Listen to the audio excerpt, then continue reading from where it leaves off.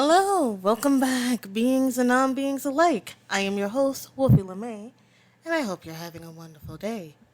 My co-host and partner in crime is... It's a me, Vito. Can you guess what we just got done seeing? We saw the Mario movie. Let's just say, fears of, will a video game movie do well again? Answer is yes.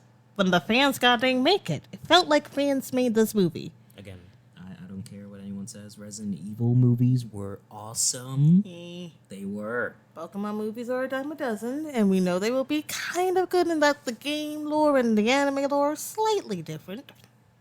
But the Mario movie did well. Capcom, get on it. I want my Devil May Cry movie. The Mario movie did so well, it's at 1 billion. Endgame is better, though. Eh. I'm sorry. Marvels will always have. I mean, it's not my fault that they pulled a Marvel on us. But, okay, we're getting ahead of ourselves. So, let's start an overview of what happened in the Mario movie. First off, we get Bowser taking over the goddamn Ice Penguin Kingdom, getting the superstar. So if you saw that trailer, everything is the same except for the one line Bowser said, because I believe the trailer's like, now who's going to stop me? It's now changed to no one will stop me. Cut to the Mario Super Pro Show opening. I was on snack duty, so she's going to have to go through most of the beginning. Yeah.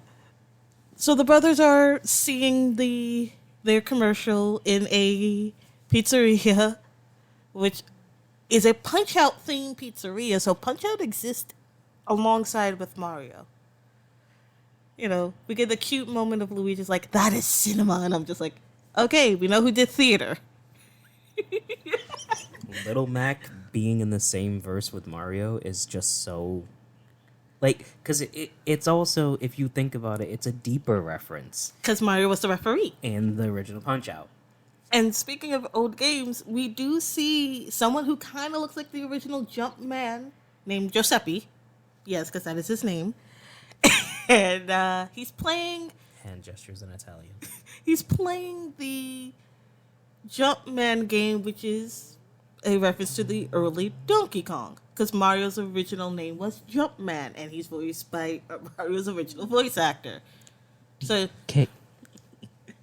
Donkey Kong. We better not get copyright over that goddamn line. Okay, not funny. Didn't laugh. So, you know, the boys are excited that it looks like it did well. They question if their Italian accents was too much or not because they don't sound Italian, obviously. But it's kind of implied when we do get to see their families that they might be, you know, that generation that grows up completely in America, so they kind of lose some of that accent. Anyway, Foreman Spike is here making fun of it, saying that they're not gonna get a single job, they get a single call. Luigi's trying to be like, well, our mom called and said it was a really good commercial. It's like, yeah, you guys are gonna totally suck. It's like, oh, well, that ain't nice. Do not to be mean to Luigi. No, I mean... Or Bowser will come for you. A fangirl can wish, but continuing on. So obviously they do get a call, they do get a gig, and it's in like some high fancy rich people's place.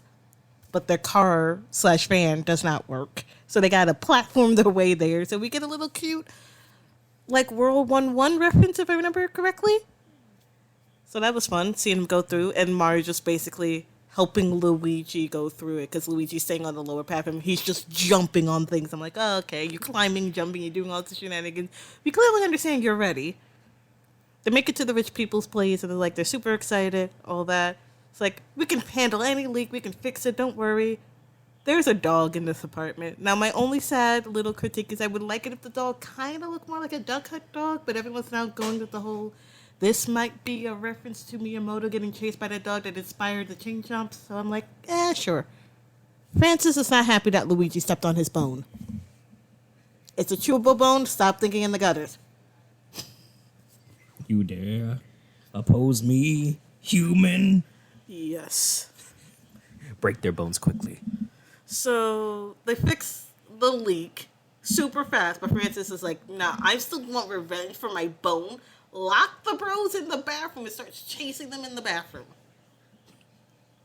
Okay. So sequence occurs, and this is around the time where I have achieved snacks, and I brought them back. Yes.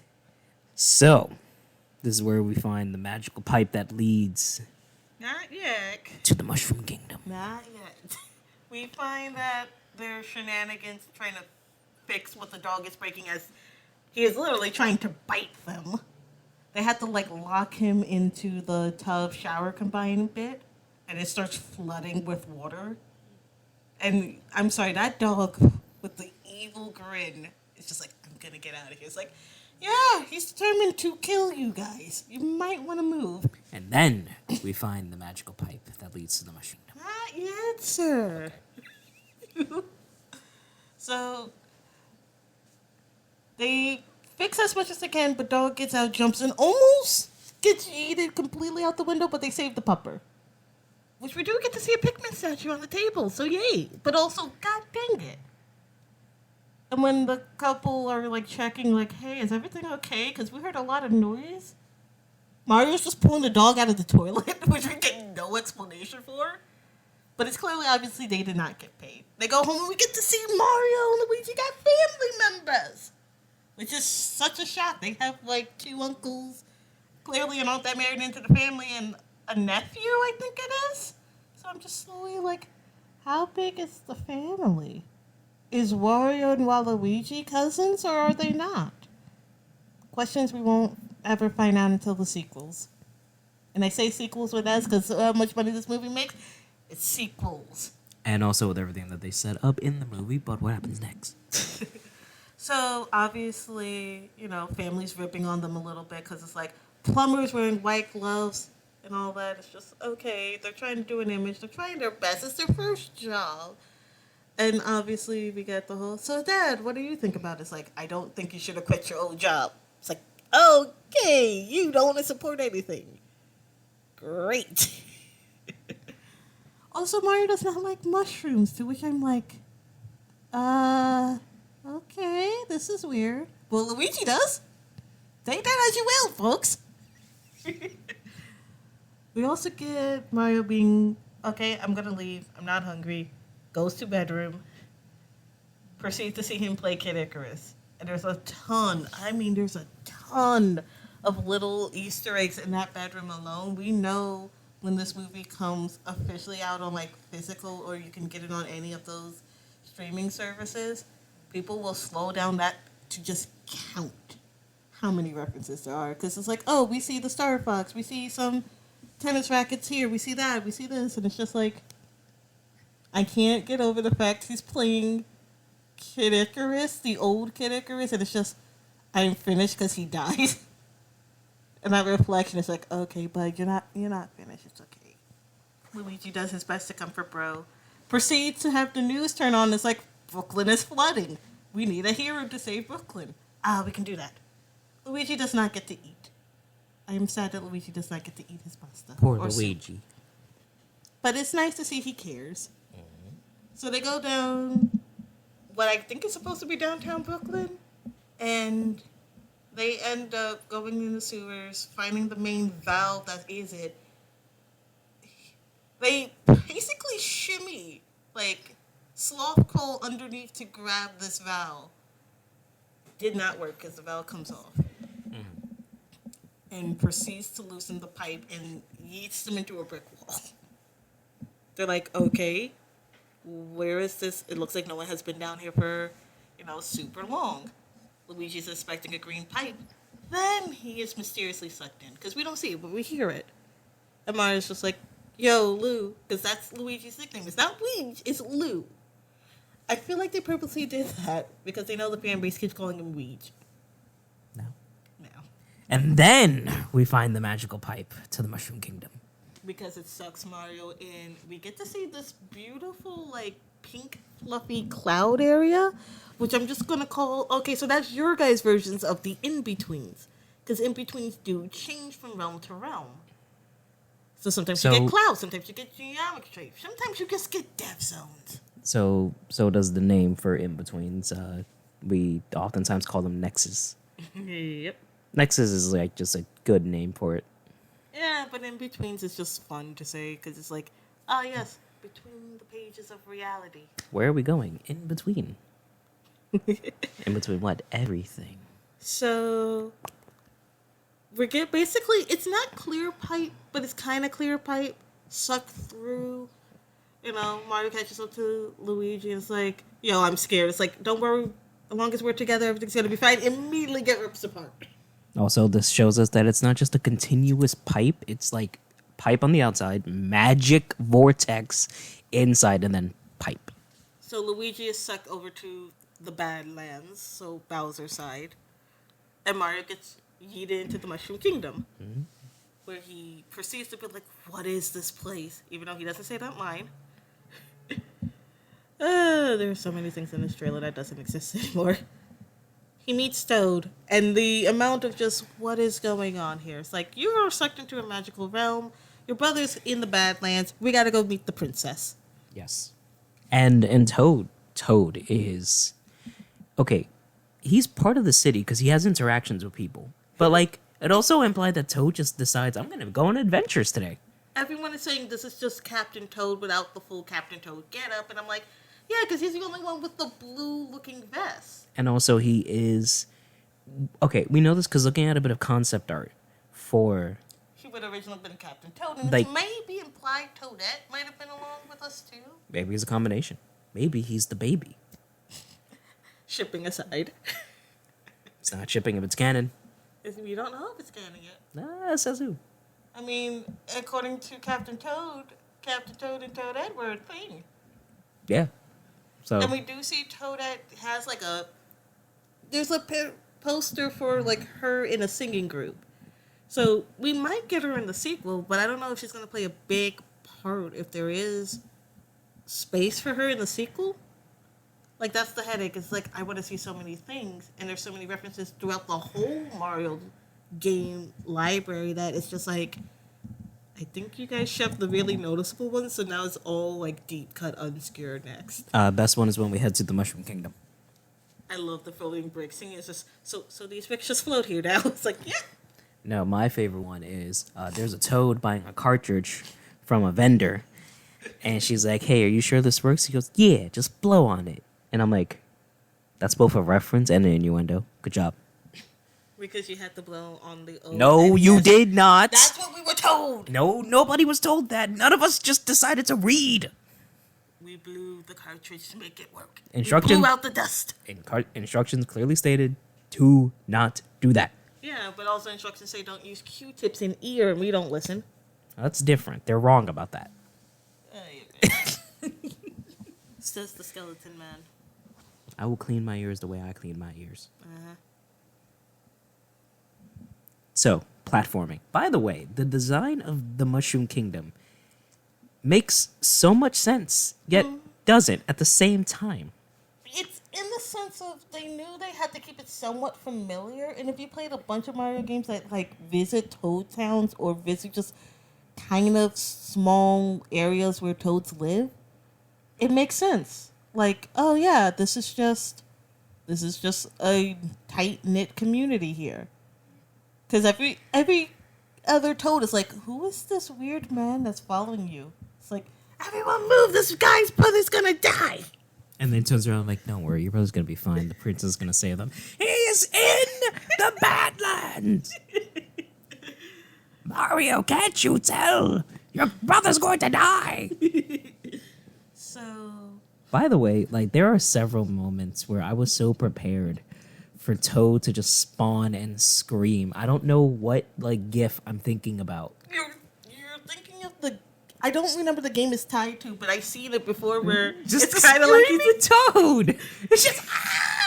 I was so prepared for him to just do that at any time. But he didn't. He didn't.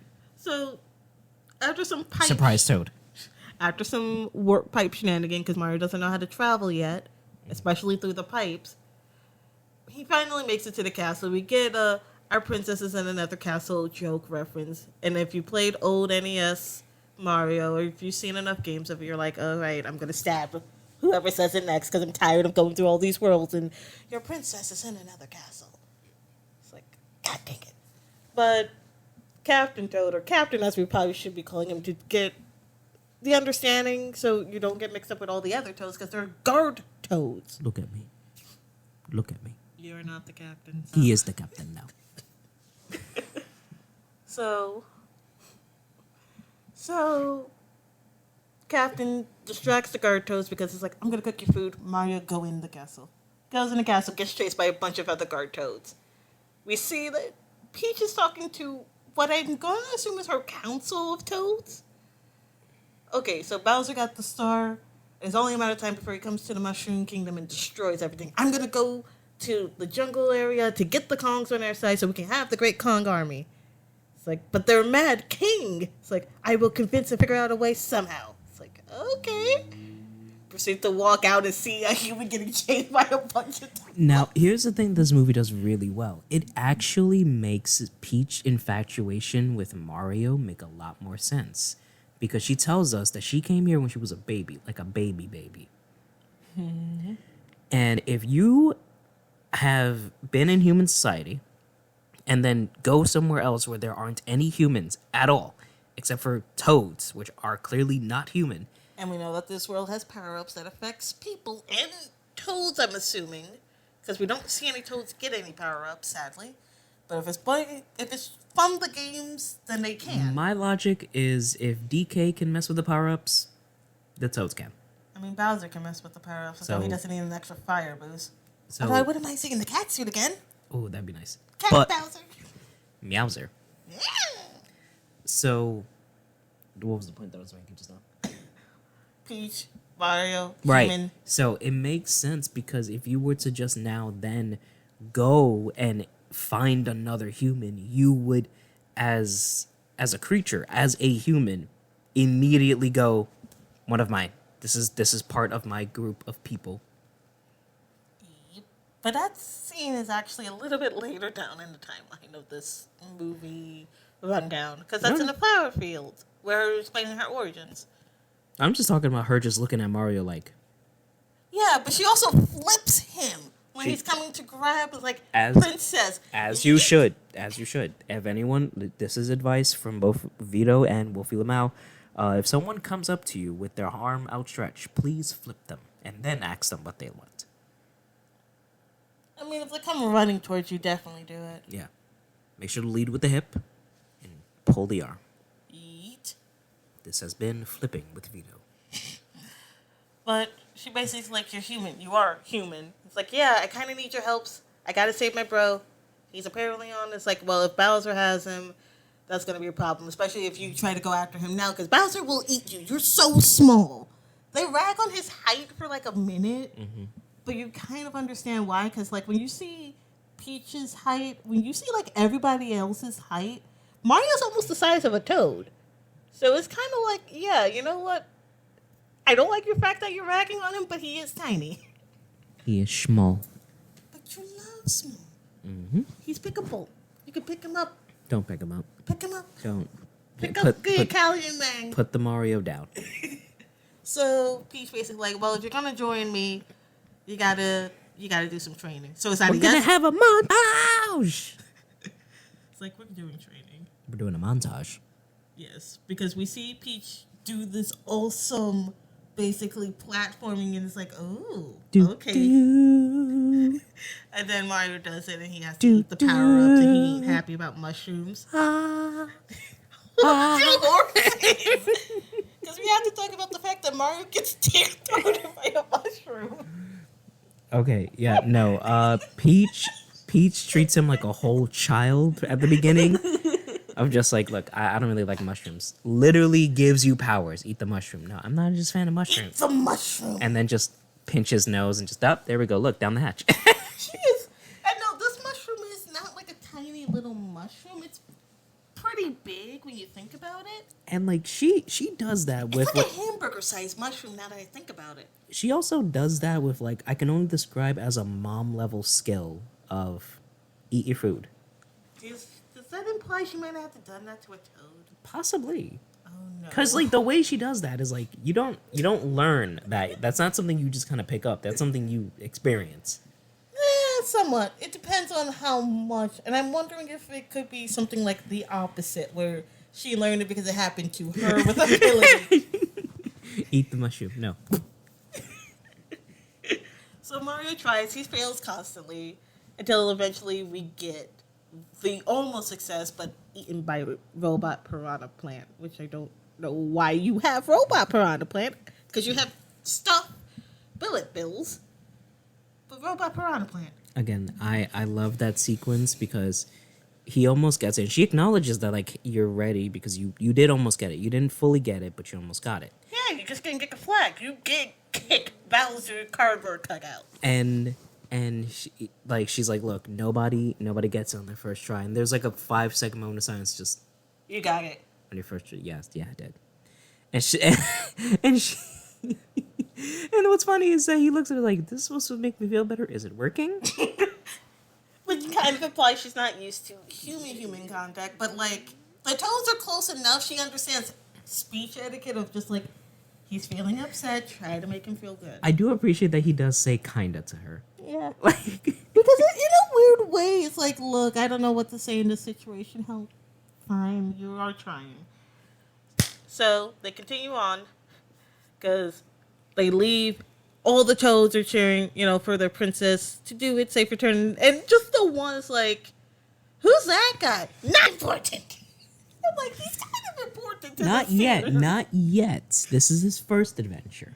Yeah, but I mean, I get it. Why? Like, from the toad's point of view, it's our princess is going to save the day. Who the hell are you? Who is the strange man following you around, princess? He's not important.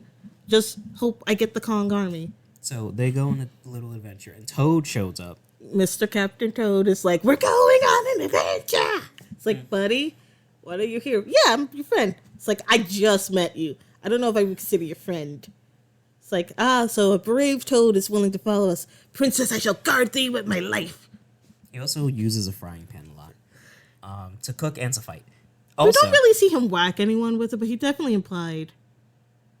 I think we've never seen him whack. No, I feel like we he see whacked him, like a Koopa one time. we see him cook a lot, but like, we never got him to get a full fight scene. We see him on a goddamn big rig is what we do. The way he drew that frying pan like a sword, so... Yeah, but we don't get to see him use it because goddamn magic Koopas. True. But rewinding. So, they go on an adventure. Mario and Peach have a little moment in a field of fire flowers, which, by the way, finding out how they work in this movie is so awesome. Okay, and if you're ever a fan of Mario games, you always assume, like, okay, you can get the powers by touching it, but you kind of understood, like, Mario had to eat a mushroom because it made sense. So everyone always has the fun question of, wait a second, does that mean you have to eat the flowers, the leaves, the star, this, that, yada, yada? I would hate to eat leaves to get a raccoon suit. It's worth it. Is it? I feel like it is. If you chew it fast, I think it's fine.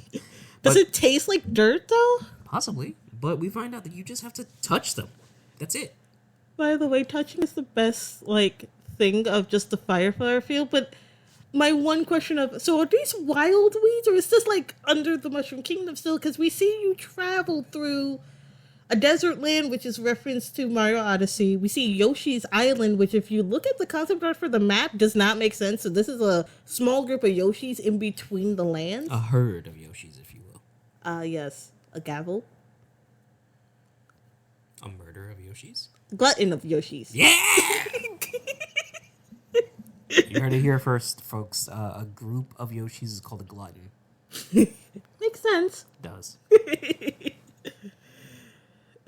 But, the Fireflower Field is such a beautiful scene. We get Peach's origins explained. I kind of was a kid. I wandered through. So a lot of people are, right now trying to figure out exactly how old, because she can walk, but she still has a pacifier. But, any kid will hold on to a pacifier if you let them. Also, if you were a fan of Yoshi's Island, the game, or any of the series where they're babies, they use the models. Yes. So it literally looks like they just... You play. But it also feels so nice to see those models in 3D. Yeah, and it's also kind of nice to see like Peach kind of grow up a little bit with the flashback, because it's just like, oh, so you were literally kind of dressing like a toad until they were like, you're a princess now. Mm-hmm. And that was so weird, but also so nice to see. Because it's just like, yeah, you know what, that would make sense, because they would have to like figure out human size. Because when she's a little baby, she's almost the toad size. Which again, really weird about height. But the one line a lot of people are holding on to, because we do get a Luma in this movie, is... No. Not yet. Technically, we have not been talking about Luigi's side. Not yet. Please. We're not talking about Luigi because it's important that we wait for Luigi. Can I at least say that Peach in the Galaxy line? Sure. So Mario questions, hey, maybe you're human, maybe you came from where I'm from. And she just looks up into space, slightly chuckles like, there's a lot of galaxies out there. And I'm just like, please do not bring the multiverse into this. I do not need new paperwork. It's fine. I'm with it. Meanwhile, Toad is just there serenading us with flute music. Yeah, he's playing flute music. Okay. He's a shipper. So, and we'll go over to Luigi's side after we talk about them going to the Kongs. DK. And we see Cranky Kong as king. Oh, yeah. Because, like, throughout the Donkey Kong Country games, I think it's the 64 one in particular, they kind of mention, like, this is Donkey Kong's island, as in he owns it, which would make sense that he would have to be royalty of some sorts. So, like, Cranky being king. But nothing beats the way to get to Cranky's. Because apparently all over the island, so to speak, they just decide we're going to cart our way through everything. It's Mario Kart. It's all the way Mario Kart. So, that poor guy with the banana peel. So Mario hears that Cranky's like, I'm not going to help you guys. We are the best. We're fine. And Mario's just like, fine, I'll challenge your best fighter then. And Peach is like, what are you doing? And he's like, I don't know. We got to do something to get this army because, I promised to help you here, and I kind of got to save my little bro. Mm-hmm. So then we get the introduction of a Mr. DK. By the way, that, roaring before he burst through the door, if you did not know it was Donkey Kong, you would be like, do they just have a tiger back there? What the hell is going on? Fighting the tiger. He was casually sparring with a tiger beforehand. Mm-hmm. So they are squaring up. DK is funny. He got a showboat. He's doing all these, and Cranky's just like, focus on the fight. And they're gearing up. They raise their fists. They clash each other. But before we talk about that fight, now you gotta get your meme. We can go to Luigi, because to talk about Luigi, we gotta talk about Bowser. And I feel like we can't just talk about Bowser without talking about Luigi. We have to talk about the new ship that exists, even though they don't get much screen time for that ship. So when Luigi spawns into the universe, he's in the dark lands, he's alone, he's scared. His flashlight's on the freaking fricks. And I swear the music is just the freaking Luigi's Mansion thing. It's not complete. You can hear the beginning of it and then it goes to something else, and I'm just like, oh, this is spooky and scary. All right.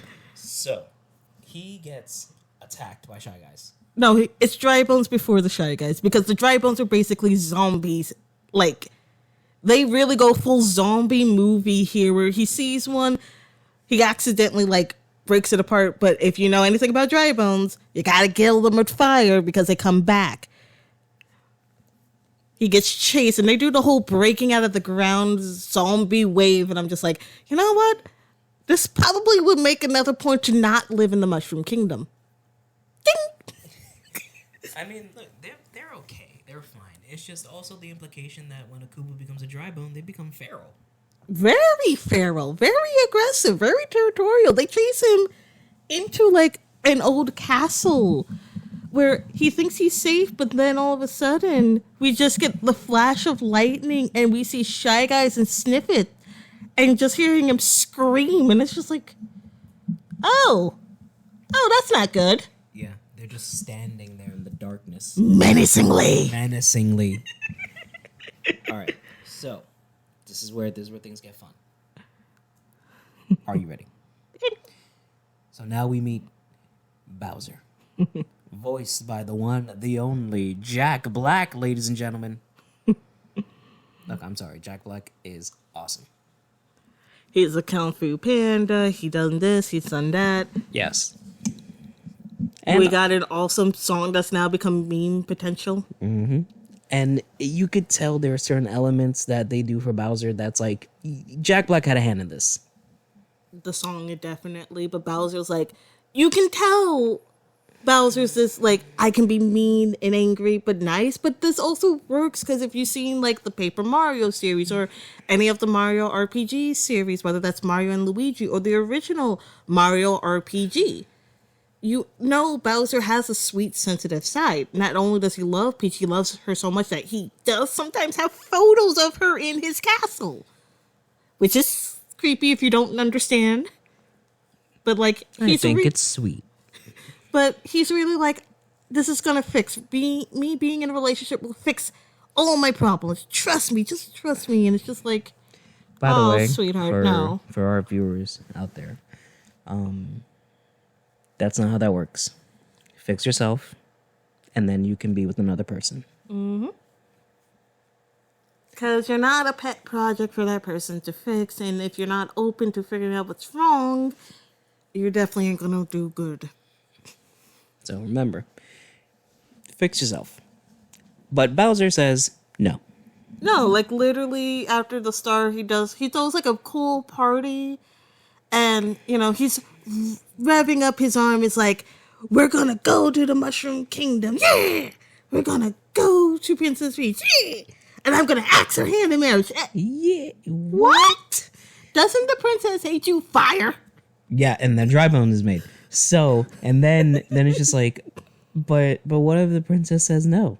Then we'll destroy the Mushroom Kingdom, and everyone just loses it. Like, yeah, because they all know that's gonna happen. Like, it's really sad that his army is just like, oh, the princess is not gonna say yes without being threatened. When Bowser finds out that the princess is like on an adventure with an Italian plumber with a mustache.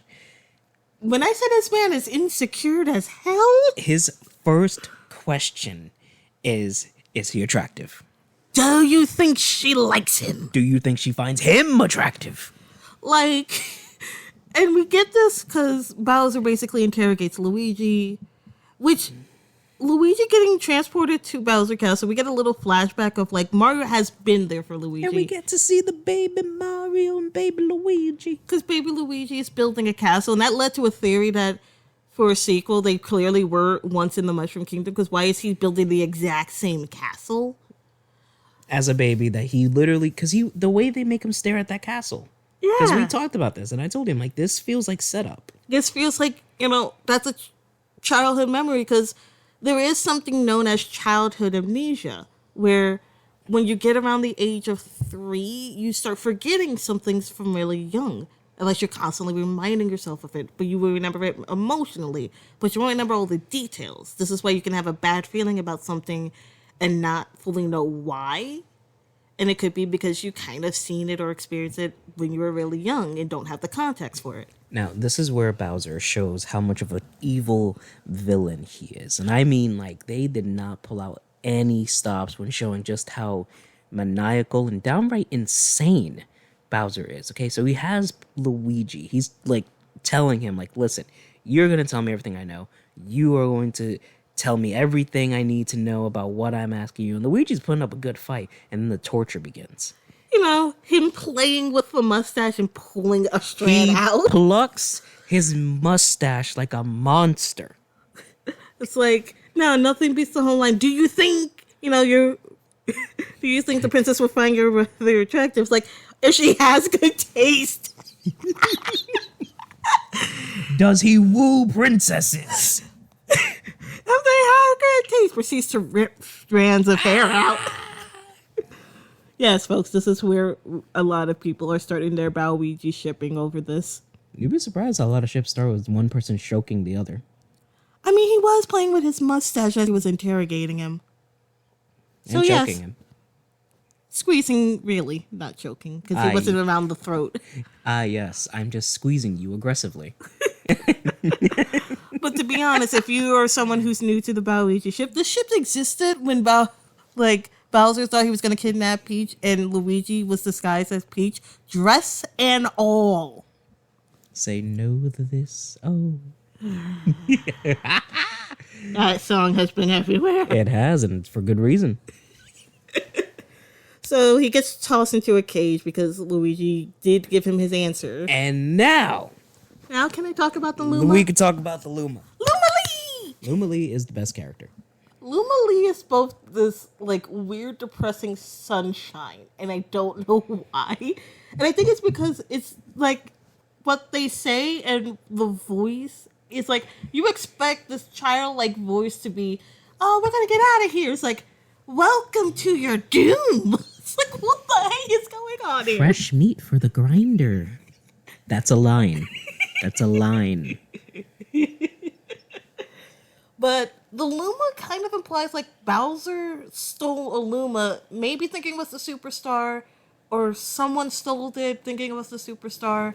But someone ran across a Luma, which means Rosalina's guaranteed, because if you're going to introduce Lumas, you got to introduce the mother of Lumas. Mm-hmm. She takes care of them, so she's probably like, where's my kid? By the way, our headcanon is 100% on Bowser's quest to find the superstar. And if you were to describe a superstar, it is a floating star with a face on it. That gives you powers. So if you were just roaming around and saw a Luma with no other context of what a superstar looks like, you would grab it. And for those that question why is Luma Lee so dark, it's implied Luma Lee was the first prisoner in like Bowser's quest to get the star. So depending on how long that is, because Luma Lee was alone. Luma Lee was there before the penguins. Yeah, because like the penguins even mentioned like, look, he's losing some screws. They're out of here. They're cuckoo. They're nuts. But like Luma Lee gives so many questions, and he's a sequel bait. Luma Lee sequel bait, along with all the end credit stuff. So going right back over to our hero, a really good choreographed fight scene. I mean, he did get his butt handed to him, though. Yeah. I mean, most people will if you fight a gorilla. Yeah.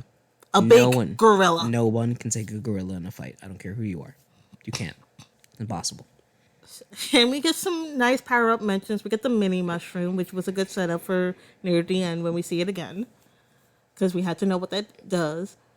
But I do feel bad when Mario got it and think, I'm going to fight you on your own size. And it's just tiny. Small. Like, buddy, this is not good. But the big victor is the cat suit. Now, I heard some people complain, well, why is it a cat suit? Why was the dog a dog and not a cat? Because then it would have made more sense for him to be like, oh, I've seen a cat do all this. And I'm like, nah. Nope. No, that was not the point. I feel like the point of the cat suit is to take over some of his reflexes to do that. Yeah. Because the moment he stepped that back, he's like, oh, I'm going to have fun with this. He completely became a cat. Also, we get a lot of references to DK's own game franchise because when Mario gets a fire flower, we find out that apparently you can negate a fire flower by blowing on it. And if you know the Donkey Kong games...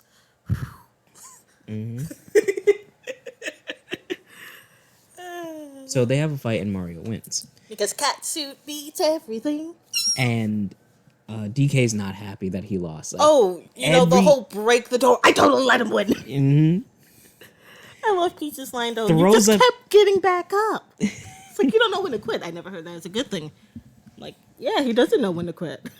And it's hilarious because DK just throws a random barrel at him. It's like, yeah, you want to go? It's like, all right, boys, cut it out. Cranky splitting the two up. It's like, dang it. Does this happen often? It's like, yeah, he doesn't lose often, though. It's kind of implied like he was just undefeated. Yeah, and, you know, you can make a prequel thing out of that. Like, the reason he feels undefeated is because he defeated King K. Rool. Because if the island exists, King K. Rool has to exist. Mm. Like, you can't have this whole civilization without King K. Rool kind of wanting to sink it. And that would be a great prequel or a sequel thing as just a Donkey Kong movie. Another thing they set up, which is just DK movie. So, Cranky takes... Not funny. Didn't laugh. Cranky takes them to what looks like DK's little hut which is so weird that it's so seclusive, but it also kind of makes sense if he's royalty. Mm-hmm. It's like, okay, so... Also, during the fight, we get to see character models for Diddy and Ditsy. Dixie, yes. Dixie. Dixie. Okay. I thought her name was Ditsy. I'm sorry. No, it's Dixie. Okay. Like Winn-Dixie. She will fly with those ponytails one day. She will. And her and Tails will have magical adventures together. But continuing on, we get a map. It's in the style of like the old Mario maps when you were on the world map going to levels. It's just like, yes, we track Bowser. He's going to arrive in like this amount of time.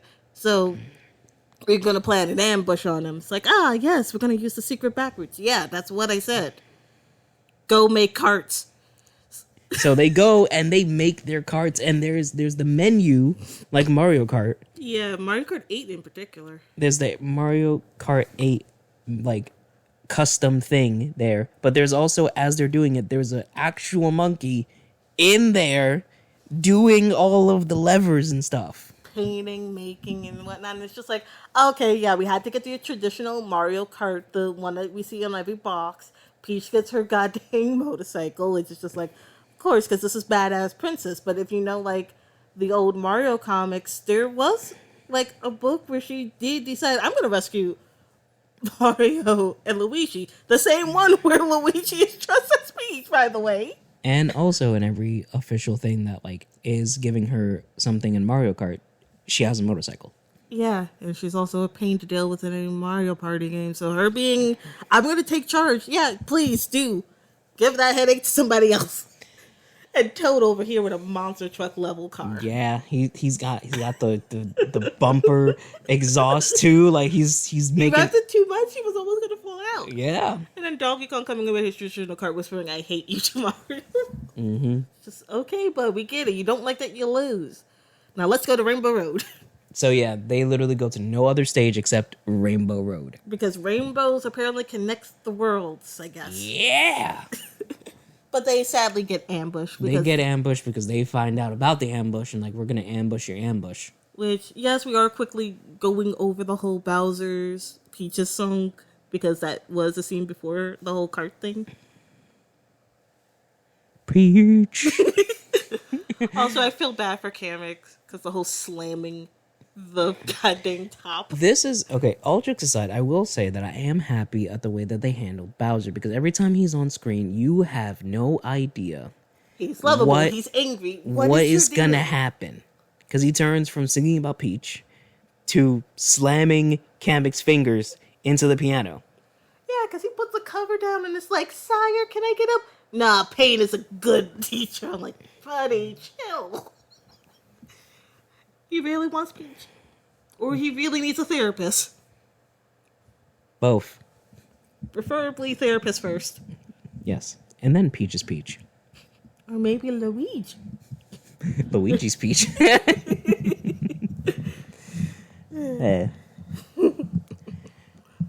So, ambush. We are going to cut it here because we do want you guys to watch the movie. Fight scene is awesome at the end. That's all we say. And so many references. Please go watch the movie. The way that it wraps up really well and sets up future movies. We will, however, be talking about the post-credit sequence. Yeah. Specifically, the one at the very, very, very end of the movie. And I mean, it is after all of the credits, so much so the lights turn on. That when it's done playing, the movie theater lights came on for us. Like, they were like, "Get out. Yeah. We're cleaning." I'm like, "But the end credit." Mm-hmm. So, after the big climactic fight scene, we see that at the very end, a Yoshi egg ended up in Brooklyn.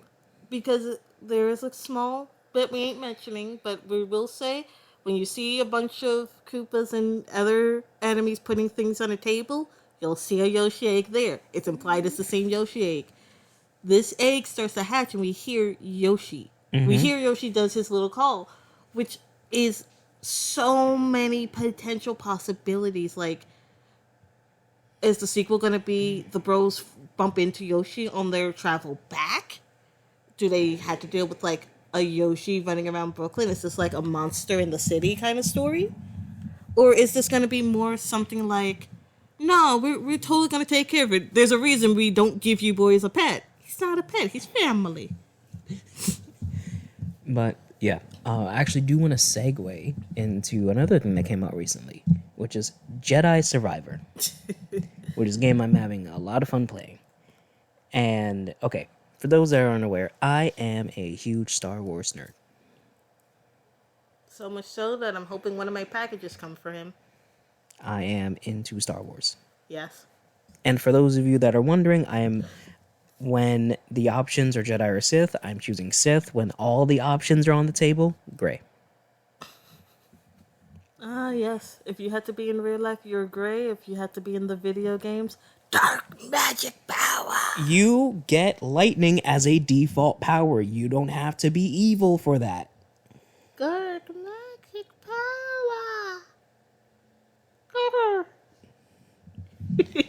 Talk about what you know about Star Wars while I search something up.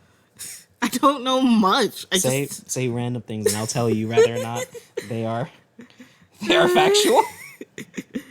Besides, the fan base is insane at this point, or that Disney doesn't give it the dues that it needs to have. Like, really? But then again, Disney has been kind of destroying things lately, which is why I'm still cheering on the success of this movie. Because yes, you make that money. Because okay, so the Jedis all have a code, and so does the Sith. So, and the reason why I'm not a big fan of the Jedi code is because it's all about detaching yourself from your emotions, which is not cool. Because their code reads: there is no emotion, there is peace. There is no ignorance, there is knowledge. There is no passion, there is serenity. There is no chaos, there is harmony. There is no death, there is the Force. Which I don't like. Because it's so, like, detach yourself from everything and you'll be fine. And I'm like, that's not how you should be living. Mm-hmm. The Sith code, however, is much more awesome. Okay? It's called Peace is a Lie. There is only passion. Through passion, I gain strength. Through strength, I gain power. Through power, I gain victory. And through victory, my chains are broken. The Force shall set me free. So, why does it feel like these two things should have been swapped? Like, am I, like, go for it, go. Okay, I say this because I don't know much about Star Wars. I had an attempt in the very first, like, Star Wars movie, and I think I bailed after, what is the big worm guy thing name? The one who has the slaves with the weird... Java? Yeah. Oh, okay. I left that at that scene. I did not stay long, okay? You did not. I'm sorry. That's fine. It's fine that you left. You sure? Because you got the look. Because I'm trying to figure, because Java shows up a lot, and I'm trying to figure out if you left her in the first or, like, the last movie. Is that the one where he's underground and they're trying to make a deal with him? First one. Damn. I left early, but You left super early. I tend to have this weird knack of, I'm going to leave because I feel like this is going to be too much and too long for me to understand this. This is why I have not yet still watched Lord of the Rings Bleach. I have enraged several people. I will get her into Bleach at least, because Bleach is good. Bleach is good. One Piece I understand. Lord of the Rings, we can read that one. It's fine. Do we have to read that? I'll read it to you. Okay, I like that. That's nice. And the other reason why I'm saying if we count every faction, I'll be gray, is because their code honestly better fits everything. There is no dark side nor light side. There is only the Force. I will do what I must to keep balance. There is no good without evil, but evil must not be allowed to flourish. There is passion, yet peace. There is serenity, yet emotion. There is chaos, yet order.